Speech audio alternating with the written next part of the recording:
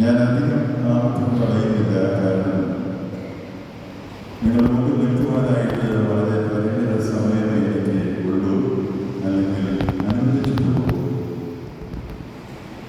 വ്യത്യസ്തങ്ങളായ അനുഗ്രഹീതങ്ങളായ പരിപാടികൾ ഇവിടെ, പ്രത്യേകിച്ച് സെയിന്റ് തോമസ് പള്ളിയിൽ അരങ്ങേറുന്നതിൻ്റെ ഒരു ആത്മീയ പരിസരം നമുക്കറിയാം.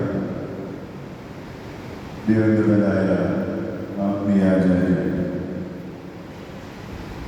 The most venerable Augustine John ഊക്കനച്ചൻ്റെ 68ാമത് ഓർമ്മ. ആ ഓർമ്മയോടനുബന്ധിച്ച് ഈ ഇടവക കൊടുക്കുന്ന നേതൃത്വം ശ്ലാഘനീയമാണ്. അതിൻ്റെ ഭാഗമായിട്ട് ഇങ്ങനെ ഒരു വ്യത്യസ്തമായ സഭാവിഭാഗങ്ങളുടെ ഒരു കൂട്ടായ്മ സംഘടിപ്പിച്ചതും സംഗതമാണ്. അഭിനന്ദനങ്ങൾ. വാസ്തവത്തിൽ ഈ സമൂഹത്തിൻ്റെ ഒരു പ്രത്യേകത ഞാൻ കാണുന്നത് രണ്ട് വിധത്തിലാണ്. ഒന്ന്, ഓർക്കേണ്ടവരെ ഓർക്കാൻ മറന്നു പോകുന്ന സമൂഹം. രണ്ട്, നന്മയുള്ളവരെ തമസ്കരിക്കുന്ന സമൂഹം. ഈ സമൂഹത്തെ വിലയിരുത്തിക്കൊണ്ട് ചിന്തകർ പറയുന്നുണ്ട്, ഇത് പോസ്റ്റ് ട്രൂത്ത് ഇറയാണ്, സത്യാനന്തര കാലഘട്ടം എന്നത്.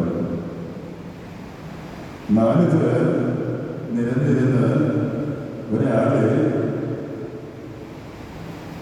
തെറ്റുകാരനായി ചിത്രീകരിക്കുവാൻ പരിശ്രമിച്ചാൽ അവൻ പിന്നെ തെറ്റുകാരനാണ്. അവിടെ സത്യത്തിനൊന്നും വലിയ പ്രാധാന്യം കൊടുക്കുന്നില്ല. യാഥാർത്ഥ്യം തിരിച്ചറിയുമ്പോൾ ഒരുപക്ഷെ ഒരു മനസ്താപമെങ്കിലും ഉണ്ടാകാനുള്ള ആർദ്രത മനുഷ്യനെ കൈമോശം കൊണ്ടുകൊണ്ടിരിക്കുകയാണ്. ആനുകാലിക സംഭവ വികാസങ്ങളെ നാം പരിശോധിച്ചാൽ ഇത് കുറെ കൂടെ വ്യക്തമാണ്. അതുകൊണ്ട് ഇങ്ങനെയുള്ള ഒരു കാലഘട്ടത്തിൽ ഒരു ആത്മീയ ആചാര്യനെ ഓർക്കണം, ആ പിതാവിനെ ഓർക്കണം, വരും തലമുറയ്ക്ക് പകർന്നു കൊടുക്കണം എന്നുള്ള ആ ശ്രദ്ധയുണ്ടല്ലോ, അത് ശ്ലാഘനീയമാണ്. അതിനെ ഇടവക മാത്രമല്ല ഒരു സഭ മുഴുവൻ പരിശ്രമിക്കുന്നു എന്നുള്ളതാണ് വസ്തുത. ഭാരതത്തിന് നിരവധി വിശുദ്ധന്മാർ ജന്മം കൊണ്ടിട്ടുണ്ട്, വ്യത്യസ്ത മതങ്ങളിലും സഭകളിലുമൊക്കെയായി. ആ നിലയിലേക്ക് ഉയർത്തപ്പെടുവാനുള്ള ഒരു ജീവിതം കാഴ്ചവെച്ച മഹാപരിശുദ്ധൻ എന്ന നിലയിലാണ് പ്രിയപ്പെട്ട ഊക്കനച്ചനെ നാം കാണുക. ആ അച്ഛൻ്റെ പ്രവർത്തന മികവോ അല്ലെങ്കിൽ ജീവിതത്തിൻ്റെ സ്വാധീനമോ എന്താണെന്ന് അറിയുവാൻ ആനുകാലിക തലമുറയ്ക്ക് വായിക്കാൻ മാത്രമേ പറ്റൂ. ഒരു സ്കൂളിൽ നബിയെക്കുറിച്ച് പറയാനുള്ളത് പറഞ്ഞപ്പോൾ ഞാൻ പറഞ്ഞു, നബിയെ എനിക്ക് വലിയ പരിചയമില്ല, പക്ഷേ ആ നബിയുടെ മാർഗം പിന്തുടരുന്ന ചില ആളുകൾ എൻ്റെ പരിസരത്തിലുണ്ട്, എൻ്റെ സുഹൃത്തുക്കളിലുണ്ട്. അവരുടെ ജീവിതം കണ്ടപ്പോൾ എനിക്ക് നബി ആരാണെന്ന് ഏറെക്കുറെ മനസ്സിലാക്കാൻ കഴിയുന്നു എന്നുള്ളതാണ് വസ്തുത. ഇതുപോലെ പ്രിയപ്പെട്ട ഊക്കനച്ചൻ്റെ ജീവിതമായിട്ട് നേരിട്ട് സംവദിക്കുവാൻ നമുക്ക് ആർക്കും കഴിഞ്ഞിട്ടില്ല എന്നുള്ളത് യാഥാർത്ഥ്യം. 68 സംവത്സരങ്ങൾക്ക് മുമ്പ് കടന്നുപോയ ആത്മീയാചാര്യനെ കണ്ടവരുണ്ടായിരിക്കാം. പക്ഷേ ആ ജീവിതവുമായി ഇടപഴകുവാനോ വേണ്ടതുപോലെ സംവദിക്കുവാനോ കഴിഞ്ഞവർ ഉണ്ടാകണമെന്നില്ല. എങ്കിലും എനിക്ക് ഊക്കനച്ചൻ്റെ ശക്തമായ സ്വാധീനം തിരിച്ചറിയുവാൻ പ്രേരിപ്പിച്ച ചില ഘടകങ്ങളുണ്ട്. അതിലൊന്നാണ് എൻ്റെ ഇടത് വലതുമായിരിക്കുന്ന ഈ പ്രിയപ്പെട്ട ഞാൻ ഈ തൊട്ടടുത്ത പള്ളിയിലെ ശുശ്രൂഷകനായിരുന്ന സമയത്ത് അവരെ പരിചയപ്പെടുവാനായിട്ട് നിരവധി അവസരങ്ങൾ ഉണ്ടായിട്ടുണ്ട്. നേരിട്ടും സിസ്റ്റേഴ്സിനെ പരിചയമുള്ളവരിലൂടെയും. അവരുടെ നന്മ കണ്ടാൽ ആരാണ് അതിൻ്റെ പുറകിലുള്ള സ്വാധീനമെന്ന് ആരും ചിന്തിച്ചു പോകും. ഒറ്റവാക്കിൽ നമുക്ക് പറയാം, ക്രിസ്തു തന്നെയാണ് നമ്മുടെ മാതൃക. പക്ഷേ മൂർത്തമായ ഒരു ആനുകാലിക മാതൃകയുടെ സ്വാധീനമുണ്ടെങ്കിലല്ലേ ഒരു മനുഷ്യനെ നന്മയുടെ വഴിയിലേക്ക് വരാൻ പ്രേരണ ഉണ്ടാകുകയുള്ളൂ. കാരണം പല തത്വങ്ങളും അമൂർത്തങ്ങളായി നിലനിൽക്കുന്നുണ്ടെങ്കിലും ആ തത്വവാദികൾ അത് പ്രചരിപ്പിക്കുന്നവരോ പരിചയപ്പെടുത്തുന്നവരോ തത്വങ്ങളുമായി യാതൊരു ബന്ധവുമില്ലാത്ത ജീവിതം നയിക്കുമ്പോൾ നമുക്കതൊക്കെ ഒരു വരട്ടുവാദമായിട്ടേ തോന്നുകയുള്ളൂ. പക്ഷേ തത്വങ്ങൾ ജീവിതത്തിൽ കാട്ടിത്തരുന്ന ഒരു കൂട്ടം സിസ്റ്റേഴ്സ്, എനിക്ക് അവരുടെ പേരുകളൊന്നും അറിഞ്ഞുകൊണ്ട് മദർ ഉണ്ടായിരുന്നു. ആ മദർ അവരുടെ ചേർന്ന് നിൽക്കുന്ന സിസ്റ്റേഴ്സ് ഇന്ന് ഇക്കാര്യം പറയാൻ കടന്നു വന്ന പ്രിയപ്പെട്ട വർഷ സിസ്റ്റർ, അവരുടെ ആ വിനയാന്വിതമായ സംസാരം കേട്ടപ്പോൾ ഞാൻ ഇത്രയൊന്നും പ്രതീക്ഷിച്ചില്ല. അവർ നിരന്തരം റിസർച്ച് നടത്തി ഡോക്ടറേറ്റ് സമ്പാദിച്ച ഒരു വനിതയാണ്. അവർ കാണിക്കുന്ന വിനയവും സ്നേഹവും കരുതലും ഇതൊക്കെ കാണുമ്പോഴാണ് ഇവരുടെ സ്ഥാപകനായ പ്രിയപ്പെട്ട ഉഗ്രച്ചനെക്കുറിച്ച് നാം ചിന്തിച്ചു പോകുക. അതിൽ ഒരു കാര്യം എൻ്റെ ശ്രോതാക്കളോട് എനിക്ക് വേണ്ടി പറയാനുണ്ട്. ഒരു സിനിമാ നടനുണ്ട്. അദ്ദേഹത്തോട് ചോദിച്ചു, താങ്കൾ എന്താണ് ഇന്റർവ്യൂ ചെയ്യുന്നത്? ഇത്ര പരുഷമായി സംസാരിക്കുന്നത്, അല്പം സൗമ്യമായിട്ട് സംസാരിച്ചുകൂടെയുണ്ട്. അപ്പോൾ അദ്ദേഹം പറഞ്ഞ മറുപടി ചിരിച്ചു കൊണ്ട് തന്നെ പറഞ്ഞു, സൗമ്യതയുടെ കുറവൊന്നുമില്ല, പക്ഷേ ഞാൻ ഇങ്ങനെയാണ്. നിങ്ങൾ കയ്യിൽ വരുമ്പോൾ ചാരികസേനയെ ആദരിക്കുന്നുണ്ടോ? അതെൻ്റെ അച്ഛനാണ്. ആ അച്ഛൻ്റെ സ്വഭാവമാണ് എനിക്ക് കിട്ടിയത്. ഇതിൽ ചാരികസേനയിൽ ഇരുന്നയാള് മഹാനടനായ തിലകനും പരുഷമായി സംസാരിക്കുന്നുവെന്ന് ആരോപിക്കപ്പെട്ടത് ഷമ്മി തിലകനുമാണ്. തിലകന്റെ ആ പൗരുഷവും പാരുഷ്യവും നമുക്ക് ചിലർക്കെങ്കിലും അറിയാം. അത് മകന് കിട്ടിയെന്നുള്ളത്. ഇതുപോലെയാണ് ക്രിസ്തുവിൽ നിന്ന് ആർജിക്കുന്ന ചില സ്വഭാവ സവിശേഷതകളുണ്ടല്ലോ. അത് നമ്മുടെ പിതാവ് അങ്ങനെയായതുകൊണ്ട് നാം ക്രിസ്തീയ തത്വങ്ങളിൽ അധിഷ്ഠിതമായി സ്നേഹപൂർവ്വം ജീവിക്കുന്നവരാണ്, മാതൃകകളായി ശോഭിക്കുന്നവരാണ്. ആ ക്രിസ്തുനാഥനിൽ നിന്ന് സ്നേഹാനന്ദമായ പ്രകാശം സ്വീകരിച്ച ആ വന്ധ്യ പിതാവ് ഈ സിസ്റ്റേഴ്സിലൂടെ ഈ ദേശത്തിന് ചൊരിഞ്ഞു തന്ന അനുഗ്രഹങ്ങളെ ധ്യാനിക്കുമ്പോഴും ചിന്തിക്കുമ്പോഴും വിലയിരുത്തുമ്പോഴും ആ പിതാവിൻ്റെ മഹത്വത്തിൻ്റെ ഒരു ഭാഗം അനാവരണം ചെയ്യപ്പെടുകയാണ്. അതുകൊണ്ട് ഉക്കനച്ഛനെ നേരിട്ട് പരിചയമില്ലെങ്കിലും അച്ഛൻ സ്ഥാപിച്ച മഠത്തിലെ ആ സിസ്റ്റേഴ്സിൻ്റെ സ്വഭാവവും പ്രവർത്തനവും അവരുടെ സ്വീകാര്യതയും പൊതുസമ്മതിയും അറിവും സ്നേഹവസ്ത്രമായ വിനയാന്വിതമായ പെരുമാറ്റമൊക്കെ കാണുമ്പോൾ അച്ഛൻ എങ്ങനെയായിരിക്കും ഇവരുടെ സ്ഥാപകനെന്ന് നമുക്ക് ഊഹിക്കാൻ കഴിയും. ആ വിധത്തിൽ പ്രിയപ്പെട്ട അച്ഛൻ്റെ ധന്യസ്മരണയ്ക്ക് മുമ്പിൽ ഈ സിസ്റ്റേഴ്സിനെ ഞാൻ അഭിനന്ദിക്കുകയാണ്. നിങ്ങളുടെ സേവനം ഈ സമൂഹത്തിന് വേണം. നിങ്ങളുടെ സ്നേഹം ക്രമാനുഗതമായി ഈ സമൂഹത്തെ പരിവർത്തന വിധേയമാക്കും, സംശയമില്ല. എല്ലാവരുടെ ആദരവോടുകൂടിയും ഞാൻ നിങ്ങൾക്ക് എൻ്റെ സന്തോഷം പറയുകയാണ്. ഞാൻ പറഞ്ഞല്ലോ, നേരിട്ട് പരിചയമില്ലാത്ത വന്ധ്യ പിതാവിനെ കുറിച്ചാണ് ഞാൻ ഇവിടെ അനുസ്മരിക്കുന്നത്. അതും വ്യത്യസ്ത സഭാവിഭാഗങ്ങളുടെ ഒരു കൂട്ടായ്മയ്ക്കുള്ളിൽ നിന്നുകൊണ്ട്. അതുകൊണ്ട് തീർച്ചയായിട്ടും തിരുവചനവുമായി ബന്ധപ്പെടുത്തി ചില കാര്യങ്ങൾ പറയേണ്ടിയിരിക്കുന്നു. അച്ഛൻ്റെ ബയോഗ്രഫിയെ കുറിച്ച് പറയുകയാണെങ്കിൽ നിങ്ങൾക്കൊക്കെ അറിയുന്നതാണ്. നിങ്ങൾ അച്ഛന്മാരുടെ കൂടെ ചിലപ്പോൾ പറയും ചില കാര്യങ്ങൾ, അറിയുന്ന കാര്യങ്ങൾ നമ്മെ പഠിപ്പിക്കാൻ ആരെങ്കിലും ശ്രമിക്കുമ്പോൾ ആരും അറിയാതെ കമന്റ് പറയും, മാർപ്പാപ്പയെ കുർബാനകളെ പഠിപ്പിക്കുകയാണ്. അതിൻ്റെ ആവശ്യമില്ല. ഈ ദേശത്തുകാർക്ക് അറിയാം വന്ധ്യ ഔദ്യച്ഛൻ ആരാണെന്നുള്ളത്. അതുകൊണ്ട് ഞാൻ ആ ഒരു മേഖലയിലേക്ക് കടക്കുന്നില്ല. അച്ഛൻ്റെ പ്രവർത്തനങ്ങളുടെ മികവിനെയാണ് ഞാൻ ധ്യാനിക്കുന്നത്. ധ്യാനിക്കുവാനായിട്ട് ഞാൻ ആഗ്രഹിക്കുന്നതിന് തൊട്ട് മുമ്പ് എൻ്റെ ഒരു ഭാവന ഞാൻ നിങ്ങളോട് അവതരിപ്പിക്കുകയാണ്. സമയം പോകുന്നു എങ്കിലും ഞാൻ അധികം ദീർഘിപ്പിക്കില്ല. ഭാവന ഇതാണ്. ഞാനൊരു സംഭാഷണം കേട്ടു. വെറും ഭാവനയാണ് കേട്ടത്. അതുകൊണ്ട് സ്ഥലകാല പരിമിതിയൊന്നുമില്ല. വേണമെങ്കിൽ നിങ്ങൾ വിചാരിച്ചു കൊടുത്ത വരുമ്പോഴാണ് കേട്ടത്. ഒരു പന്നിയും ഒരു പശുവും തമ്മിൽ സംസാരിക്കുകയാണ്. പന്നി വളരെ ദുഃഖിതനാണ്.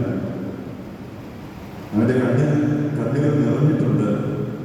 പശുവിനോട് ചോദിക്കുന്ന ചോദ്യം കേട്ടിട്ടാണ് ഞാൻ ശ്രദ്ധിച്ചത്. ചോദിക്കുന്നതാണ്, പശു, എൻ്റെ ആളുകൾ എന്നെ അവഗണിക്കുന്നത്.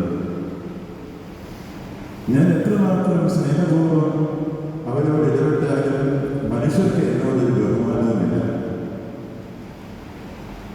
എൻ്റെ ഇറച്ചി അവർക്ക് നല്ല പ്രിയവുമാണ്. ഇത് കേട്ടപ്പോൾ പശു പറയുന്നുണ്ട്, ഞാൻ അതിന് കാതോർത്തു. പശു ഒരു കൗൺസിലറാണ്, കൗൺസിലിംഗ് കൊടുക്കാൻ വിദഗ്ധനാണ്. പശു പന്നിയോട് പറയുകയാണ്, പന്നി അതിനൊരു കാരണമുണ്ട്. എന്താണ് കാരണം? അത് തന്നെ, ഞാൻ ജീവിച്ചിരിക്കുമ്പോൾ പാല് കൊടുക്കും, ചത്താൽ ഇറച്ചിയും കൊടുക്കും. നീ ചത്താലേ പ്രയോജനമുള്ളൂ, അപ്പോഴാണ് ഇറച്ചി തിന്നാൻ പറ്റുകയുള്ളൂ. ചില ആളുകൾ എങ്ങനെയാണ്? ജീവിച്ചിരിക്കുമ്പോൾ നന്മ വാരി വിളവാൻ പരിശ്രമിക്കുന്നതിന് പകരം അവർ വെറും സ്വാർത്ഥരായി ജീവിച്ച് ഒടുവിൽ അവരുടെ സമ്പാദ്യങ്ങളൊക്കെ സമൂഹത്തിന് വിട്ടേച്ച് പോകുമ്പോൾ അതുകൊണ്ട് പലർക്കും പ്രയോജനം ഉണ്ടാകും.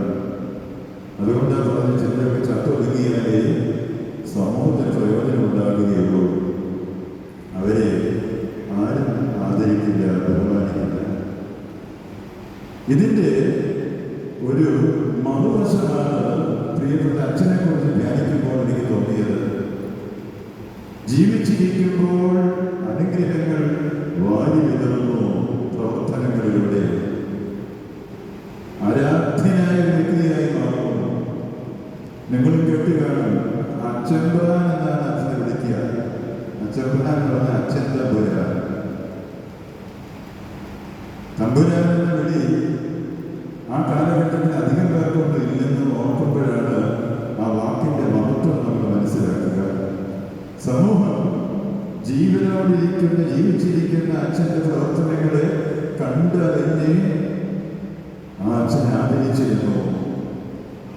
ഇതാണ് ജീവിച്ചിരിക്കുമ്പോൾ നന്മ പ്രവർത്തിക്കുകയും അനേകരത് അറിഞ്ഞ് ആദരിക്കുകയും ചെയ്യുന്നൊരു അനുഭവം അത് പ്രിയപ്പെട്ട അച്ഛനുണ്ടായിരുന്നു. എന്നാൽ അതോടുകൂടെ കഴിഞ്ഞു. ആ അച്ഛൻ കാലയവനികൾക്കുള്ളിൽ പറഞ്ഞപ്പോൾ കൂടുതൽ അനുഗ്രഹങ്ങൾ നിരവധി പേർക്ക് ലഭിക്കുന്നു എന്നുള്ളതാണ്. ഈ ജീവിതത്തിൻ്റെ രണ്ട് മുഖങ്ങളും അനാവരണം ചെയ്യുകയാണ് പ്രിയപ്പെട്ട മുത്തനച്ഛൻ്റെ ജീവിതത്തിൻ്റെ ദർശനം. അതുകൊണ്ട് അച്ഛൻ്റെ പ്രവർത്തനങ്ങൾ ഏതൊക്കെ മേഖലയിലായിരുന്നു എന്ന് നമുക്ക് അർത്ഥമിട്ട് പറയാം. അച്ഛൻ്റെ ബാല്യം, ശൈശവവും ബാല്യവും അനാഥമായിരുന്നു എന്ന് ഞാൻ വായിച്ചു. ശൈശവത്തിൽ അമ്മയും ബാല്യത്തിൽ പിതാവും നഷ്ടപ്പെട്ടു. ഈ രണ്ടുപേരും ഉണ്ടെങ്കിലും ഒരു കുഞ്ഞിന് വളർന്നു വരുവാനുള്ള പ്രയാസം നമുക്ക് അനുമാനിക്കുന്നതിലുപരിയാണ് ആ കാലഘട്ടത്തിൽ. രണ്ടുപേരുമില്ലാതെ വളർന്നു വരുന്ന സ്ട്രഗിളിംഗ് വിത്ത് സിസ്റ്റർ. ഈ ഒരു സ്ട്രഗിൾ അത് പ്രിയപ്പെട്ട അച്ഛൻ്റെ സ്വഭാവത്തെ രൂപീകരിക്കുകയായിരുന്നു. പലപ്പോഴും നാം ഓർക്കണം, ദൈവം ഒരാളെ വലിയ ദൗത്യം ഫലമേൽപ്പിക്കുന്നതിന് മുൻപ് ആ വ്യക്തിത്വത്തെ ഒരുക്കി എടുക്കും. അതിനുവേണ്ടിയായിരിക്കാം ജീവിതത്തിന്റെ പരിക്കുന്ന യാഥാർത്ഥ്യങ്ങളോട് ഏറ്റുമുട്ടി വളർന്ന് വെറും ഒരു സാധാരണക്കാരനാകാനല്ല അച്ഛനെ ദൈവം ഉദ്ദേശിക്കുന്നത്. പ്രതിസന്ധിയിൽ തളരാതിരുന്ന് ഈ സമൂഹത്തിൽ പ്രതിസന്ധിയിലൂടെ കടന്നു പോകുന്ന ആളുകളെ ശക്തിപ്പെടുത്തുവാനും അവർക്ക് അനുഗ്രഹത്തിന് ദൂത് പകർന്നു കൊടുക്കുവാനും ആ വ്യക്തിത്വം പരിവർത്തനമെങ്കിൽ ജീവിതത്തിന്റെ വെല്ലുവിളിയിലൂടെ കടന്നു പോകണം. സ്വർണം ഉരുക്കിയെടുക്കുന്നത് പോലെ അഗ്നിയിലൂടെ കടന്നു പോകണം. പവിത്രമായ തേജസ്സറ്റ സ്വർണമായി മാറ്റുവാൻ അച്ഛനെ കുറിച്ച് ദൈവം ആഗ്രഹിച്ചു. അതുകൊണ്ട് കടന്നുപോയ വഴികളൊക്കെ സമാധാനപൂർണമോ ആയാസരഹിതമായിരുന്നില്ല. ആ പിതാവ് 1880 ജനിച്ചു എന്നാണ് നമ്മൾ പറയുന്നത്. ഒക്ടോബർ മാസം 11 18 വയസ്സായപ്പോൾ സെമിനാരിയിലേക്ക്, അത് കേരളത്തിലല്ല പഠിച്ചത്, കൊളംബിൽ, ശ്രീലങ്കയിൽ. എന്തിനു വേണ്ടിയാണ്? ദൈവം തന്റെ ദാസനെ ഈ ലോകത്തിന്റെ വ്യത്യസ്തതകളെ കണ്ടു പഠിക്കുവാനും അതിൽ നിന്ന് പല പാഠങ്ങൾ പഠിപ്പിക്കുവാനും ആഗ്രഹിക്കുന്നു. അതുകൊണ്ട് ഈ ഇളം പ്രായത്തിൽ തന്നെ അച്ഛനുള്ള സാധ്യതകൾ ഒരുക്കുകയാണ്. സഭയുടെ ശക്തമായ പിന്തുണയും ദൈവത്തിന്റെ നിയോഗവും ഒത്തുചേർന്നപ്പോൾ ഒരു സുഭോസനം പറയുന്നുണ്ട്, പരിശുദ്ധാത്മാവിനും ഞങ്ങൾക്ക് തോന്നിയെന്ന് പൗലോസിനെ കുറിച്ച് പറയുകയാണ് പുസ്തക പ്രവർത്തകർ. പരിശുദ്ധാത്മാവിനും ഞങ്ങൾക്കും തോന്നി എന്നാണ് ഒരു ഭാഗത്ത് പറയുന്നത്. അതുപോലെ ദൈവം ആഗ്രഹിക്കുന്നു സഭ ആ നിയോഗത്തിൽ പങ്കാളികളാകുന്നു. ഇങ്ങനെ ഒരുക്കി എടുത്ത വ്യക്തിത്വമാണ് ആ അച്ഛൻ്റെ ആദ്യ നാടുകൾ. 1907 പൗരോഹിത്യത്തിൻ്റെ അത്യുന്നത പടികൾ എന്ന് ഞാൻ പറയും. പലരും വിചാരിക്കുന്നത് പോലെ വലിയ സ്ഥാനമാനങ്ങളോ അല്ലെങ്കിൽ ഹൈറാർക്കിയുടെ ഉന്നത സ്ഥാനങ്ങളോ ഒന്നും അല്ല പൗരോഹിത്യത്തിൻ്റെ ഔന്നത്യം എന്ന് പറയുന്നത്. തിരുബലി അർപ്പിക്കാനുള്ള യോഗ്യതയാണ്. ആ യോഗ്യത കർത്താവിൻ്റെ തിരുശരീര രക്തങ്ങൾ കൈകളിൽ വഹിക്കുവാനുള്ള ആ ഭാഗ്യം, അത് തന്നെയാണ് ഞങ്ങളുടെയൊക്കെ ഭാഗ്യം. ദൈവം തരുന്ന ആ പൗരോഹിത്യത്തിൻ്റെ അനുഗ്രഹം എന്ന് പറയുന്നത്. ഇങ്ങനെ ഒരു പുരോഹിതൻ എന്ന നിലയിൽ വ്യത്യസ്ത നിലകളിലൂടെ കടന്നുപോയി അവിടെയൊക്കെയും പ്രിയപ്പെട്ട അച്ഛൻ ആഗ്രഹിച്ച ചില ദർശനങ്ങളുണ്ട്. ആ ദർശനങ്ങൾ പ്രാവർത്തികമാക്കുവാനുള്ള സാധ്യതകൾ ഒരുക്കുന്നതിൻ്റെ ഭാഗമായിട്ട് അച്ഛൻ ഒരു വലിയ കോളേജിൻ്റെ അസിസ്റ്റന്റ് മാനേജറുമായി. കാരണം അച്ഛൻ ഇനി നയിക്കാനുള്ള ജനമെന്ന് പറയുന്നത് വ്യത്യസ്ത അനുഭവങ്ങളിലൂടെ കടന്നു പോകുന്നവരാണ്. യൗവനത്തിൻ്റെ ആകുലതകളിൽ കുട്ടികൾ കടന്നു പോകുമ്പോൾ അവരെ ധൈര്യപ്പെടുത്തുവാനും അവരുടെ മുന്നിൽ ഒരു റോൾ മോഡലാക്കുവാനും ആ സ്ഥാനം അച്ഛൻ ദൈവം എത്തിച്ചതാണ്. പിന്നീടാണ് ഈ സെക്കുലർ വിദ്യാഭ്യാസത്തിന്റെ ഭാഗമായിട്ട് മാനേജർ എന്ന പദവി മാറുമ്പോൾ അദ്ദേഹം സെമിനാരിയുടെ അധ്യാപകനായി റെക്ടറായിട്ടൊക്കെ ചുമതലയേൽക്കുന്നു. ആത്മീയ തീഷ്ണതയുടെ അനുഭവങ്ങൾ വരും തലമുറയുടെ വൈദികർക്ക് പകർന്നു കൊടുക്കുവാനും ഇതൊന്നും വെറും തത്വങ്ങളല്ല, ജീവിതത്തിലൂടെ കാട്ടിത്തരുന്ന പാഠങ്ങളാണെന്ന് അവർക്ക് കണ്ടു മനസ്സിലാക്കുവാനുമുള്ള ഒരു റിയൽ മോഡൽ. അനേക വൈദികർ മാതൃകാ പുരുഷന്റെ സാന്നിധ്യം കൊണ്ടും നേതൃത്വം കൊണ്ടും തിരുസഭയുടെ വ്യത്യസ്ത കോണുകളിൽ പ്രകാശത്തിൻ്റെ അനുഭവം പ്രാവർത്തികമാക്കുവാനായിട്ട് പരിശ്രമിച്ചു.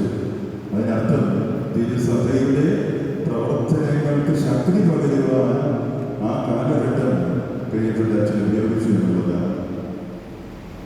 പിന്നീട് ബിഷപ്പിന്റെ സെക്രട്ടറി എന്ന നിലയിലും ഒക്കെ അങ്ങനെ പ്രവർത്തിക്കുമ്പോഴും അച്ഛൻ്റെ മനസ്സിൽ ഒരു ഉറച്ച തീരുമാനമുണ്ട്.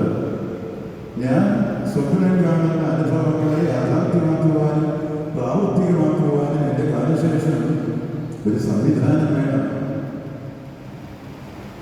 അതാണ് ഈ സിസ്റ്റേഴ്സ്.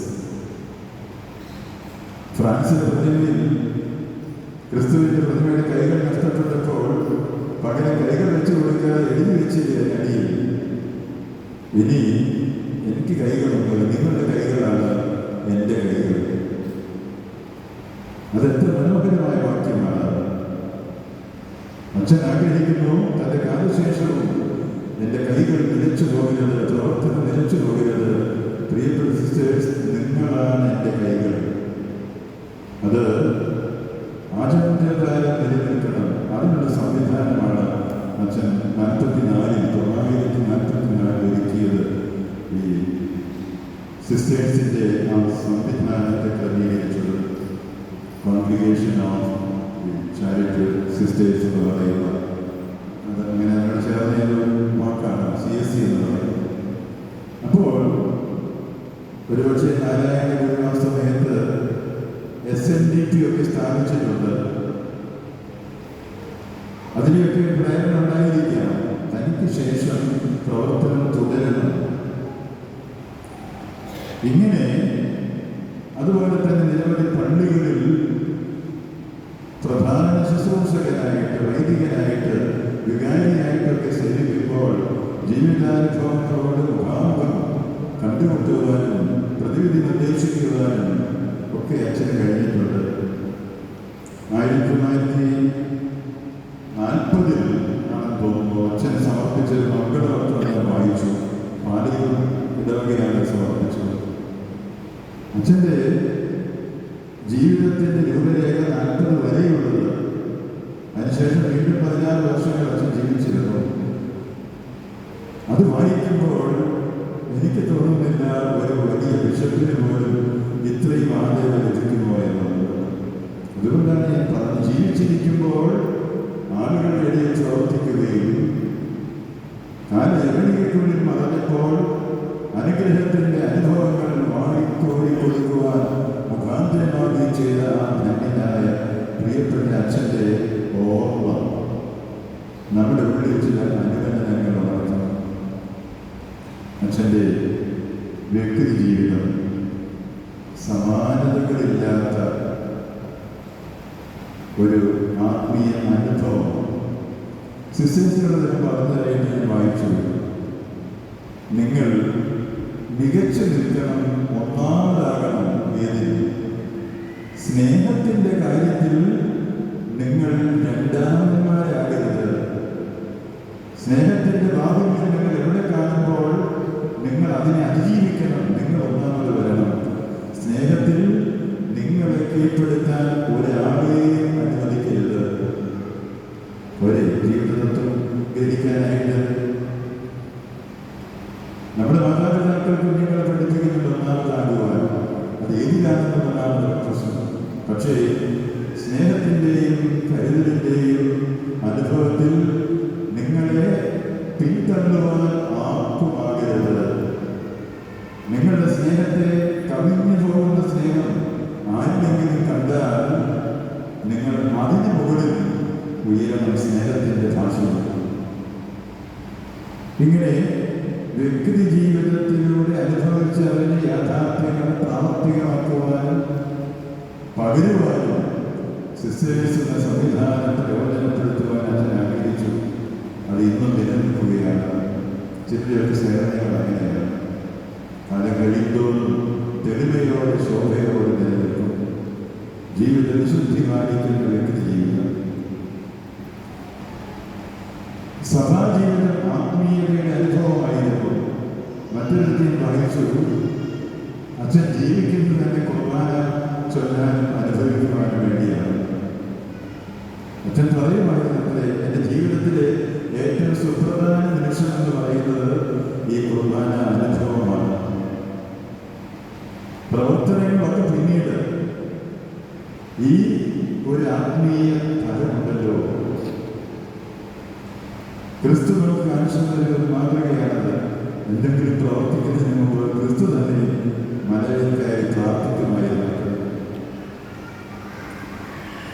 ദൈവത്തിൻ്റെ തിരുമുമ്പാകെ മുട്ടുമടക്കുന്നവൻ മറ്റാരുടെയും മുമ്പാകെ മുട്ടുമടക്കേണ്ടി വരികയില്ല. അതിന് സാക്ഷ്യമാണ് ഊക്കനച്ഛൻ. അച്ഛൻ തലയെടുപ്പോടെ എന്നും നിലനിന്നിരുന്നു. ഇതാണ് മതജീവിതം, സഭാജീവിതം. സഭയിലെ വ്യത്യസ്ത മേഖലകളിൽ മാതൃകകളിൽ കാണിച്ചു കൊടുക്കുവാൻ അച്ഛന് കഴിഞ്ഞു. വിശുദ്ധ കുർബാനയിൽ അധിഷ്ഠിതമായ ഒരു കേന്ദ്ര സ്ഥാനത്തിൽ നിന്ന് തേജസ്വറ്റ പ്രവർത്തനങ്ങളിലേക്ക് അദ്ദേഹം നടന്നു നീങ്ങി. കഴിഞ്ഞില്ല. അടുത്തത് സമൂഹവുമായിട്ടുള്ള ഇടപെടലാണ്. വ്യക്തി ജീവിതം വിശുദ്ധമായിരുന്നു, സമാജീവിതം ആത്മീയതയുടെ അനുഭവമായിരുന്നു. സമൂഹത്തിലുള്ള ഇടപെടൽ ഞാൻ വായിച്ചു. ഈ പഞ്ചായത്ത് തോറും ജഡ്ജിമാരെ നിയമിക്കുന്ന ഒരു പതിവുണ്ടായിരുന്നു. പ്രശ്നങ്ങളൊക്കെ പറഞ്ഞു തീർക്കാൻ. വലിയ കോടതിയൊന്നുമില്ല. അതിൽ സ്വീകാര്യനായ വ്യക്തിയെയാണ് സർക്കാർ നിയമിക്കുക. അന്ന് സ്വാതന്ത്ര്യം കിട്ടിയിട്ടില്ല ആ ഒരു കാലഘട്ടം. പിന്നീട് അത് അങ്ങനെയാക്കി വന്നു പോയി. ഈ പഞ്ചായത്ത് കോടതിയുടെ ജഡ്ജി എന്ന നിലയിൽ ഒരു പേര് നിർദ്ദേശിക്കുവാൻ സർക്കാർ ഇവിടുത്തെ ലോക്കൽ പഞ്ചായത്തിനോട് ആവശ്യപ്പെട്ടപ്പോൾ രണ്ടാമതൊരു പേരില്ലാതെ ഏകകണ്ഠമായി ശുപാർശ ചെയ്തത് അഗസ്റ്റിൻ ജോൺ ഊക്കനച്ഛനെയാണ്. എന്ന് പറഞ്ഞാൽ പൊതുസമൂഹം അദ്ദേഹത്തെ അറിഞ്ഞാദരിച്ചു. പള്ളിക്കുള്ളിൽ വൈദികർക്ക് ആദരവ് ലഭിക്കുന്നത് സ്വാഭാവികമായ ഒരു കാലഘട്ടമാണ്. ഇപ്പോഴല്ല, ആ കാലഘട്ടം തീർച്ചയായിട്ടും വൈദികരെ ആദരിച്ചിരുന്നു. ഇപ്പോൾ അതിന് മകരേറ്റോ എന്ന് ചിലർക്കൊക്കെ സംശയമുണ്ട്. എനിക്കും സംശയമുണ്ട്. നാം ഇനിയും ശോഭയോടെ കത്തിച്ചൊരിക്കണം. വേണ്ടി വന്നാൽ മെഴുകുതിരിയെപ്പോലെ കറവരത്തി അലിഞ്ഞലിഞ്ഞ് ഇല്ലാതാകണം. അപ്പോൾ സമൂഹം തിരിച്ചറിയും വൈദികൻ തേജസ്വനാണ്. അവന്റെ പ്രകാശത്തിൽ അന്ധകാര നിബിഡമായ ലോകത്തെ പ്രകാശിപ്പിച്ചിരുന്നെന്നും അവന്റെ അസാന്നിധ്യം ശ്രദ്ധേയമാകുന്നു എന്നും തിരിച്ചറിയുന്ന കാലം വരണം. അതിന് മറ്റാരും വിചാരിച്ച പോലെ വൈദികരുടെ വിചാരിക്കണം. ആത്മീയതയുടെ അനുഭവത്തിൽ ഉരുകിത്തീരുവാൻ സന്നദ്ധരാകുന്ന സ്വാർത്ഥരായ വൈദിക ശ്രേഷ്ഠർ ഉണ്ടാകുമ്പോൾ സമൂഹം ഒരു നാൾ തിരിച്ചറിയും. എന്നാൽ അന്ന് അങ്ങനെയല്ല. എന്നാൽ പൊതുജീവിതത്തിൽ, പൊതുസമൂഹത്തിൽ ഒരു വ്യക്തിയെ ആദരിക്കുക എന്ന് പറയുന്നത് എളുപ്പമല്ല.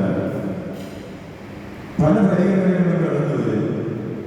ഈ പരിഗണനകളെയൊക്കെയും അതിജീവിച്ചുകൊണ്ട് ഈ ഇടവകയുടെ നേതൃത്വം വഹിക്കുന്ന പ്രിയപ്പെട്ട ഊക്കനച്ഛനായിരിക്കണം ഈ പൊതുസമൂഹത്തിന്റെ ആവലാതികൾ തീർക്കാൻ വിതൗട്ട് എനി ബയസ്, നിഷ്പക്ഷമതിയായിട്ട്, കൃത്യതയോടെ, നീതിയോടെ, എന്നാൽ കാരുണ്യത്തോടെ പ്രശ്നങ്ങളെ കാണുമെന്നും പരിഹരിക്കുമെന്നുമുള്ള പൊതുസമൂഹത്തിന്റെ ബോധ്യം അതൊരു നിമിഷം കൊണ്ടോ ഒരു കൊല്ലം കൊണ്ടോ ഉണ്ടായില്ല. ജീവിതത്തിന്റെ പ്രകാശം അനുഭവിച്ച അതിന്റെ സമൂഹം. അവിടെയാണ് പൊതുസമൂഹത്തിലേക്ക് ഇറങ്ങി അച്ഛൻ പ്രവർത്തിക്കുന്നത്.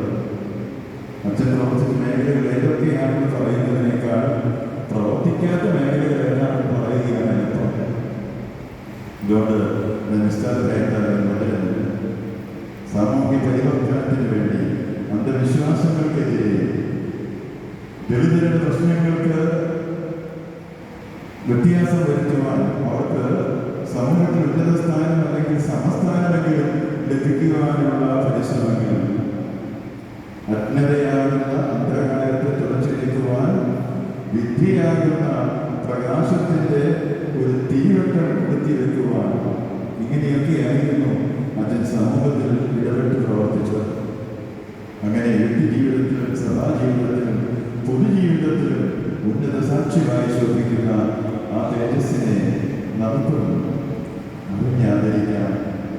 എങ്ങനെയാണ് ആദരിക്കേണ്ടത്? എങ്ങനെയാണ് ആദരിക്കേണ്ടത്? ഇതൊരു ചോദ്യം മാത്രമായി ഞാൻ നിങ്ങളോട് ചോദിക്കുകയാണ്.